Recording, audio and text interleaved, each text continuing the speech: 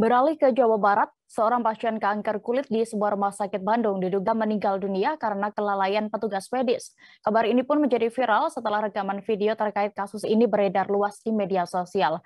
Bahkan keluarga pasien mengaku sudah 2 kali diabaikan petugas saat dirawat. Pasien meninggal atas nama Asih Sekarningsih, 34 tahun, warga Gang Samsi 2, Kelurahan Kebonwaru, Kecamatan Batu Nunggal, Kota Bandung. Dilansir tribunjabar.id, suami Asih bernama Arif Susanto menuturkan istrinya itu mengidap penyakit kanker kulit stadium akhir selama 9 bulan terakhir. Arif pun menceritakan kronologis penanganan perawatan di rumah sakit tersebut yang dianggapnya lalai sehingga menimbulkan korban jiwa. Dia mengatakan istrinya yang divonis kanker kulit stadium akhir awalnya melakukan pemeriksaan di Rumah Sakit Santo Yusuf, Kota Bandung.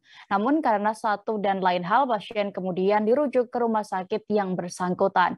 Karena kondisi yang memang sudah parah, pasien kemudian harus mendapatkan bantuan oksigen untuk bernapas pada hari Rabu 11 Mei 2022 lalu. Arif menyesalkan tindakan dari pihak rumah sakit terkait yang terkesan cuek dan tidak cekatan dalam memeriksa pasien yang datang. Setelah mendaftar di IGD dan masuk ruangan, sang istri belum ada tindakan selama 1 jam hingga akhirnya dia yang mendatangi petugas. Hingga pada Senin 16 Mei, sang istri meninggal dunia lantaran isi tabung oksigen habis namun tidak segera diisi. Arif mengaku suplai oksigen yang lambat juga sebelumnya dirasakan pada Sabtu 14 Mei 2022 malam.